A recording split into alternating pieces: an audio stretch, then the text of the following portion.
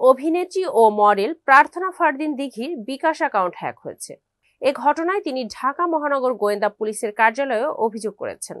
এরই প্রেক্ষিতে অভিযুক্তকে গ্রেফতার করেছে ডিবি।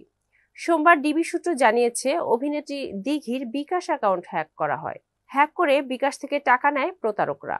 এরপর তিনি ডিবি অফিসে অভিযোগ করলে আসামি গ্রেফতার করা হয়। প্রয়াত নায়িকা দোয়েল ও অভিনেতা সুব্রতর মেয়ে প্রার্থনা ফারদিন দিঘি চলচ্চিত্রে শিশু শিল্পী হিসেবে পরিচিতি পেয়েছিলেন। সময়ের সঙ্গে সঙ্গে নিজেকে চিত্রনায়িকা হিসেবে প্রতিষ্ঠিত করেছেন।